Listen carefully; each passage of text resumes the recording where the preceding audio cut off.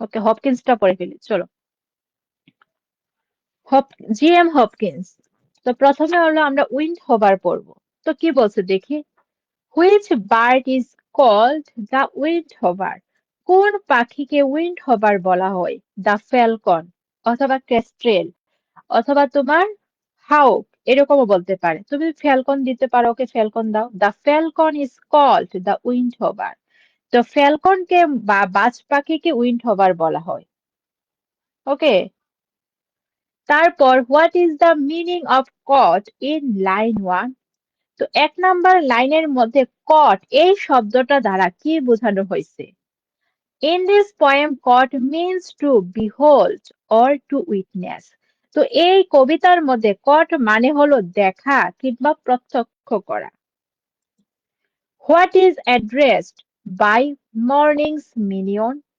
তো mornings minion বলতে কাকে সম্বোধন করা হয়েছে? এখানে মর্নিংস মিনিয়ন বলতে হলো সকালের প্রিয় পাত্র, দ্য ফ্যালকনকে কিংবা উইন্ড হবার পাখিকে। তোমাদের থেকে আমি বেশি জমে যাচ্ছি। ওকে, তোমাদের থেকে আমি বেশি জমে যাচ্ছি, কিন্তু দেখা গেছে যেহেতু এখন শীত সামনে আরো বেশি বাড়বে, তো তোমাদের এই ক্লাসগুলোকে করিয়ে, ওকে, ক্লাসগুলো করিয়ে আমি অন্য ব্যাচের টাইম দিব। তো তোমাদের যত তাড়াতাড়ি এই ব্রিফের ক্লাস শেষ করা যায়। দেখো, ফ্যালকনকে, the falcon is the crown prince of what? তো ফ্যালকনকে কিসের যুবরাজ বলা হয়, বা ফ্যালকন কিসের যুবরাজ? The falcon is the crown prince of the kingdom of daylight. Kingdom of daylight বলতে কি বুঝো? দিনের আলোর, দিনের আলোর যে রাজ্য, এই রাজ্যের যুবরাজ। When do you think the poet witnessed the falcon? কবি কখন বাজ পাখিটিকে দেখেছিল? ওকে, আর্লি ইন দ্য মর্নিং, এতটুকু দিলে হবে উত্তর। আর্লি ইন দ্য মর্নিং, খুবই সকালে, খুব ভোরে। তারপর, who you do think this poem is dedicated to? তো এই কবিতাটা কাকে, এই কবিতাটা কাকে উৎসর্গ করা হয়েছে? Jesus Christ. আমি জাস্ট ক্রাইস্ট লিখছি, তুমি জেসাস ক্রাইস্ট লিখবা। তো এটা গেল উইন্ড হভার ক্লিয়ার। তারপর ফেলিক্স র্যান্ডেল, ওনার কবিতাগুলো ছোট, তাই আমি চাচ্ছি তোমাদেরকে দুইটা পড়ানোর জন্য। আর বাদ বাকি দুইটা হলো আলাদা বেসে পড়াবো, তোমরা ভিডিও পাবা। ফেলিক্স র্যান্ডেল প্রথমটা আসছিল। আর সবচেয়ে মানে সারপ্রাইজিং বিষয় হলো এই যে ভিক্টোরিয়ান পোয়েট্রি থেকে গত বছর তোমার মানে যে সাজেশনের মধ্যে যা দিয়েছি, এই 12টা এখান থেকে বসছে কমন। ওকে, তোমরা দেখবা এখানে 12টা প্রশ্ন রেড মার্ক করা। দেখো, what is the meaning of Felix? এই যে ফেলিক্স, এটার অর্থটা কি? এটার অর্থ কি, এটার মানে কি? ইন ল্যাটিন, তো ল্যাটিন ভাষায় ফেলিক্স মিন্স হ্যাপি। ফেলিক্স শব্দের অর্থ হলো সুখী। How did the priest pray on behalf of Randall? তো র্যান্ডেলের পক্ষ থেকে পুরোহিত কিভাবে প্রার্থনা করেছিল? The priest prayed, well, God rest him, all wrote, এবার he offended. তো এখানে পুরোহিত প্রার্থনা করতেছে যে ঠিক আছে, ঈশ্বর তাকে কি শান্তি দেন, ওকে, তাকে বিশ্রাম দেন। সে যতই অপরাধ করুক না কেন, তার অপরাধগুলোকে ক্ষমা করে তাকে বিশ্রাম দেন, তাকে শান্তি দেন, তাকে প্রশান্তি দান করুন। হু ওয়াজ ফেলিক্স র্যান্ডেল? ফেলিক্স র্যান্ডেল কে ছিলেন? ফেলিক্স র্যান্ডেল ওয়াজ আ ফেরিয়ার। তো সে ছিলেন একজন নাল প্রস্তুতকারী কিংবা জুতা প্রস্তুতকারী। তোমার এখানে কি দিতে পারো, শো মেকারও দিতে পারো। ওকে, শো মেকারও দিতে পারো। What did Felix Randall use to make? Felix Randall কি তৈরি করতেন বা কি বানাতেন? He use to make horse shoes, ঘোড়ার নাল বা ঘোড়ার জুতা তৈরি করতেন। What kind of joy did Hopkins feel when he prayed for the blacksmith? যখন এই আহ তামারের জন্য প্রার্থনা করছেন, তো হপকিন্স কেমন অনুভব করেন? হপকিন্স thinks that, তো উনি চিন্তা করেন যে আফটার ডেথ, মৃত্যুর পর, the blacksmith's soul reunites with God. ওকে, তো এই মৃত্যুর পরে ব্ল্যাকস্মিথের যে সোল, যে আত্মাটা, এটা হলো ঈশ্বরের সাথে একত্রিত হবে, মিলিত হবে, reunites. This makes Hopkins feel a kind of joy. তো এই চিন্তা ভাবনাটা হপকিন্সের মধ্যে এক ধরনের আনন্দ প্রদান করছে। How did Felix gradually walk towards death? কিভাবে ফেলিক্স ধীরে ধীরে মৃত্যুর দিকে ধাবিত হচ্ছিল কিংবা এগিয়ে গিয়েছিল? His body became the habitat of four deadly diseases. তো তার দেহটা হলো চারটা প্রাণঘাতী রোগের আবাসে পরিণত হয়েছে। এই জন্যই সে আস্তে আস্তে, এখানে হিস এর এইচটা ক্যাপিটাল হবে, আস্তে আস্তে সে মৃত্যুর দিকে ধাবিত হয়েছে। ওকে, আচ্ছা বলো, ফেলিক্স র্যান্ডেল উইন্ড হবার, এই দুইটা ক্লিয়ার কিনা বলো।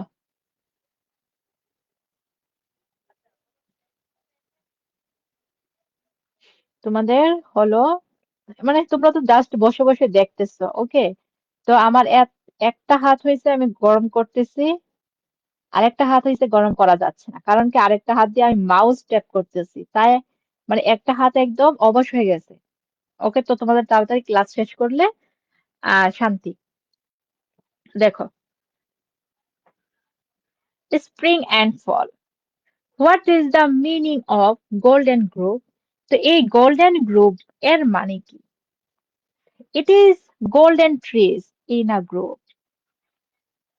তো এটা হলো তোমার, মানে কি বলে এটাকে, মানে বনের ভিতর, ওকে, বনের ভিতরে যে সোনালী গাছ থাকে, এই সোনালী গাছকে বোঝানো হয়েছে, আর এটা খুব সম্ভবত শরতের দিকে হয়ে থাকে। ওকে, তারপর দেখো, what does the poet advise the child? কবি শিশুটিকে কি পরামর্শ দেন? To understand and accept the inevitability of loss and chance. তো ক্ষতি এবং পরিবর্তনের যে অনিবার্যতা বা অনস্বীকার্যতা, এটাকে বুঝতে এবং মেনে নিতে। What is the hard truth? তো কোনটা নিষ্ঠুর সত্য? That heart knows from the beginning of life, যেটা কিনা জীবনের শুরু থেকেই মানুষের কি হৃদয় জানে, হৃদয় জানে। এটা কি? The inevitability of loss and the passage of time. লসের এল কে স্পল হবে।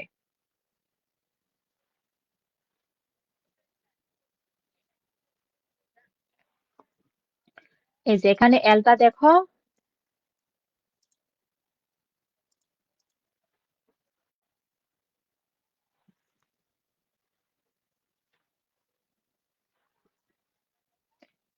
তো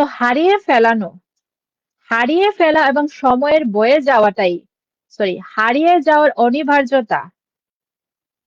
অনিবার্যতা এবং সময়ের যে প্রভাব বা সময়ের যে বহমান, সময় যে চলমান, সময়ের বয়ে যাওয়া, এটাই মূলত সবচেয়ে নিষ্ঠুর সত্য। 4 নাম্বারটা আসছিল। গ্রোভ মানে হলো তোমার কি বলে এটাকে, তোমার বন টাইপের আর কি, ছোট্ট বন আর কি, এরকম টাইপের। ওকে, বা জঙ্গল টাইপের বা ঝোপ টাইপের। ওকে, ওই রকম।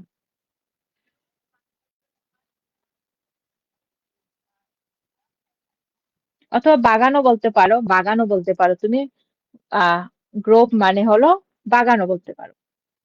তারপর এটা আসছিল, why is Margaret crying? Margaret কেন কান্না করছে? The Margaret is crying saying the leaves fall during autumn. এই যে শরতের সময়, যে কি করছে, পাতা ঝরে যাচ্ছে, এই ঝরে যাওয়া পাতা দেখে মার্গারেট কান্না করতেছে। What is the source of mankind সরো? মানুষের দুঃখ কষ্টের উৎসটা কি? The source of mankind's sorrows is the first disobedience and the original sin. প্রথম অবাধ্যতা এবং প্রথম কিংবা আদি, আদি হলো পাপ। Who is Margaret? Margaret K? The name Margaret refers to any child. মানে এই মার্গারেট নামটা কোনো নির্দিষ্ট কোনো বাচ্চার নাম না, এটা হলো যে কোনো বাচ্চাকেই বোঝায় এরকম একটা কমন নাম ব্যবহার করা হয়েছে এই কবিতায়। আসলে সবগুলো কিপটা, মানে যদি বলি রিভিউ করো অথবা কোনো কিছু বলো তখন বলে না। ওকে, এরকম অনেক স্টুডেন্ট আছে যে যদি বলি কিছু বলো কিছু বলে না। ওকে, মানে কোনো মন্তব্য প্রদান করবে না কিন্তু সকল কিছু নিতে চাই। এরকম অহরহ দেখবা। তোমাদের যখন রেজাল্ট দিবে অনেকে ভালো রেজাল্ট করবে কিন্তু কখনো স্বীকার করবে না, কিন্তু যখনই বলবো কোনো প্রাইজ দেব তখন আবার বলবে। ওকে, তখন আবার বলবে। তো এরকম অনেক হয়ে থাকে যে যখন বলি যে এটা কইরো, মানে বুঝে না যে একটা জিনিস কষ্ট করে করতেছে, এটা করলে মানে ভালো হবে। তো তোমাদের ফিডব্যাকটা হলো আমাদের জন্য একটা অনুপ্রেরণা হিসেবে কাজ করে। ওকে, এখানে অনেক স্টুডেন্ট আছে মানে একদম কি সাইলেন্ট কিলারের মতো। তো যাই হোক, দেখো ফাইট বিউটি, কিছু কিছু মানুষ আমাদের আশেপাশেরও কিছু মানুষ আছে সাইলেন্ট কিলারের মতো, মানে ওই যে আরকি মেগু টাইপের। দেখো ফাইট বিউটি,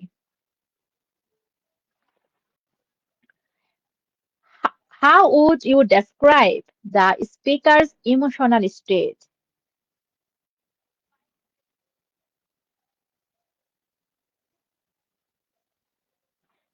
প্রাইসই তো বলছি, যখন তোমার কি কোনো মানে পুরস্কার নিবে বা তুমি কোনো তাকে কোনো গিফট করবে, এক কথায় গিফট বলি। ওকে, তো এই কথায় যখন গিফট বলবা তখন কি মানে দেখবা তখন বলবে এটা সেটা।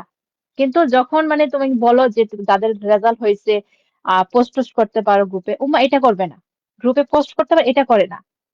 ওকে, এটা লাস্ট ইয়ার দেখছি। তো যাই হোক, যারা হয়েছে তোমার আনুগত থাকে কিংবা তোমার মানে আনুগত্য না, বিষয়টা একদম, বিষয়টা হলো তোমার কৃতজ্ঞতা বোধ। ওকে, তো কৃতজ্ঞতা বোধ বিষয়টা সবার মধ্যে আসে না। এরকম অনেক মানুষ আছে যেমন দেখবা একটা জায়গা থেকে সে অনেক মানে ফায়দা সে করতেছে কিন্তু কখনো সে নিজে মুখে কখনো এটা স্বীকার করে না। এরকম অনেক হাজার মানুষ দেখছি। ওকে, তো চলো আমরা শেষ করি এটা, তারপর বলবো। হাউ উড, হ্যাঁ, কিছু কিছু স্টুডেন্ট আছো, কিছু কিছু স্টুডেন্ট আছো যে সব সময় মানে কেউ একটা কিছু কথা বলতেছে তুমি সেটা রেফার করো। হ্যাঁ, অনেকে আছে, এরকম আছে অনেকে, আবার অনেকে আছে খুবই সাইলেন্ট কিলার টাইপের। দেখো, how would you describe the speaker's emotional state? তো বক্তার মানসিক অবস্থাটাকে,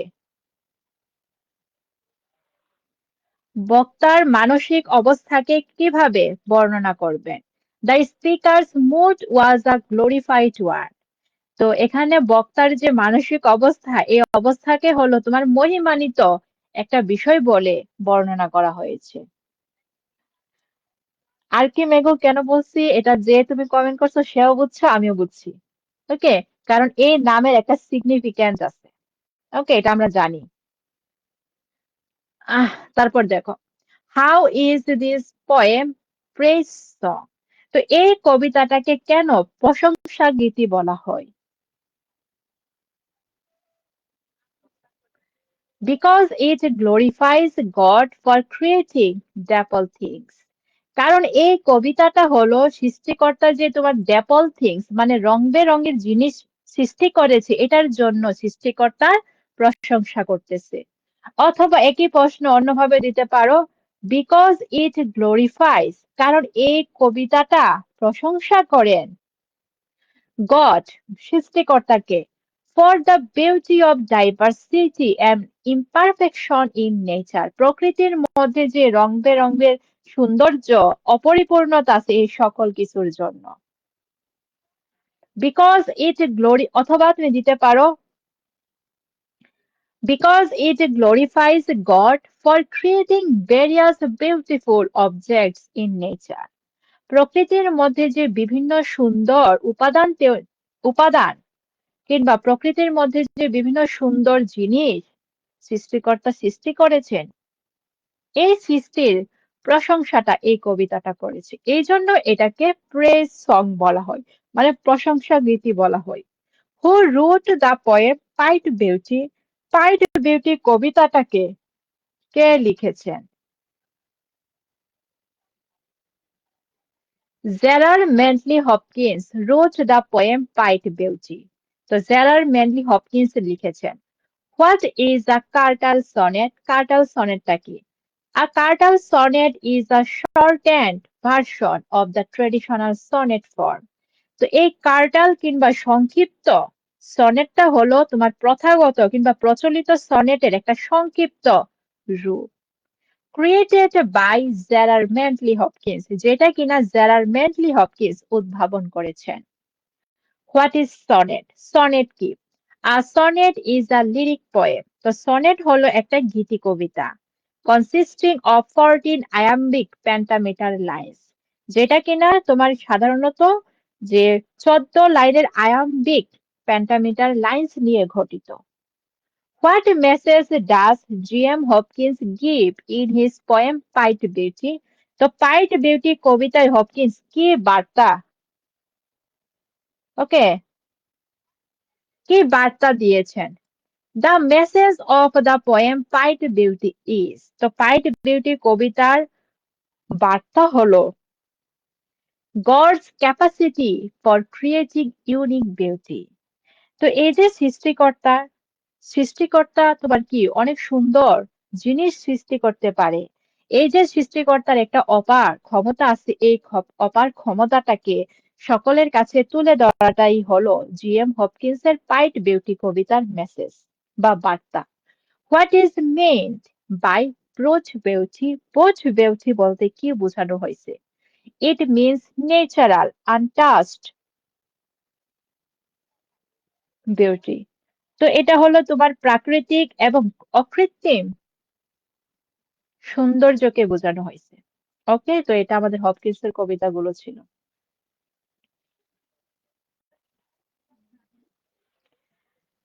আচ্ছা, তো আসলে যখন মানে এখানে অনেক স্টুডেন্টস আছো, তোমরা কিছু 4 জন বাদে তোমরা হলো এখানে 33, তো 333 হবে তোমরা। তো 333-এর মধ্যে মনে হয় না যে 10টা স্টুডেন্টও কি করে, মানে একটা যদি রিভিউ টিভিউ চাই বলে না, উমা কি সমস্যা কি, মানে কিপটামি করবে। ওকে, কিপটামি করে। তো যাই হোক, আসলে তোমরা সবার মধ্যে যে কৃতজ্ঞতা বোধ, এই কৃতজ্ঞতা বোধটা সবার মধ্যে আসে না। ওকে, কৃতজ্ঞতা কৃতজ্ঞতা বোধটা সবার কাছে আসে না। আর এটা সবার থেকে মানে প্রত্যাশা করাটাও বোকামি। ওকে, প্রশ্ন কি ছিল মানে? প্রশ্ন ছিল কি, বুঝলাম না তোমার কথাটা।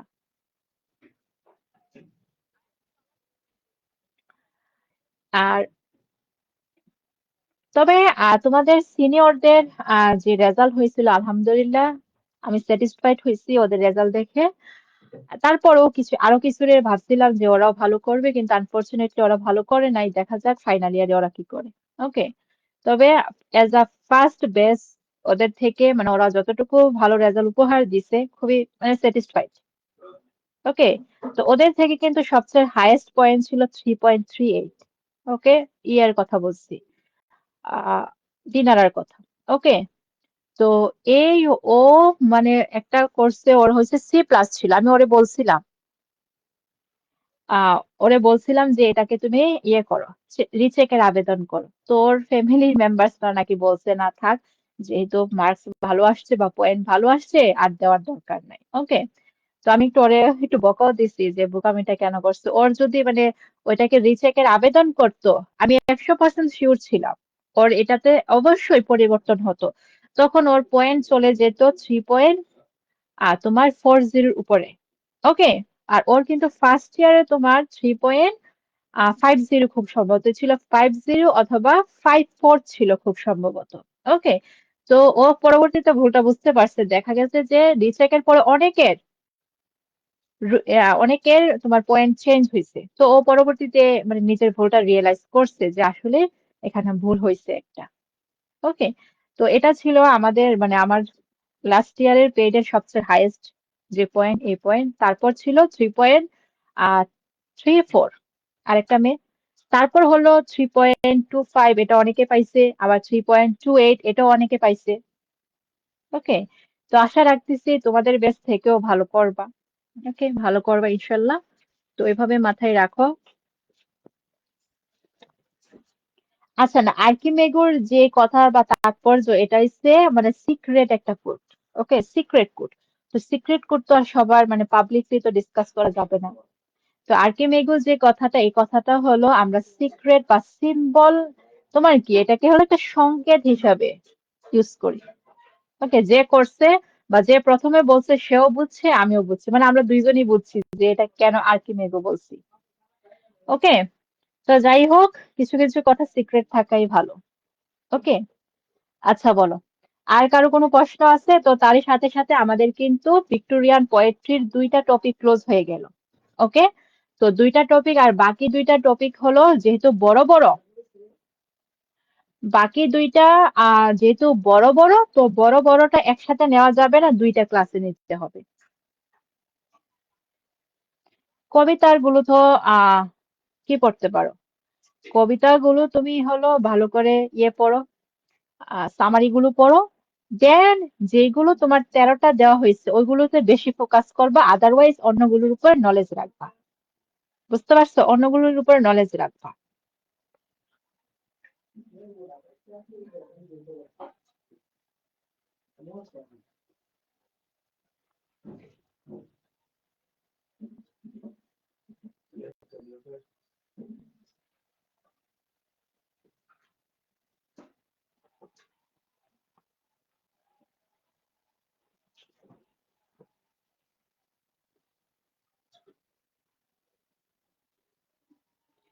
আচ্ছা, কারো কোনো প্রশ্ন আছে ভিক্টোরিয়ান পোয়েট্রি রিলেটেড? তোমাদের হলো এই কোর্সের দুইটা, তোমার টেনিসন এবং আর্নল্ড, এই দুইটার ইয়ে দিচ্ছি, অ্যানালাইসিস দিচ্ছি, বাকি দুইটা দিব। ওকে, আর দেওয়ার পর হলো কোটেশন গুলো দিব।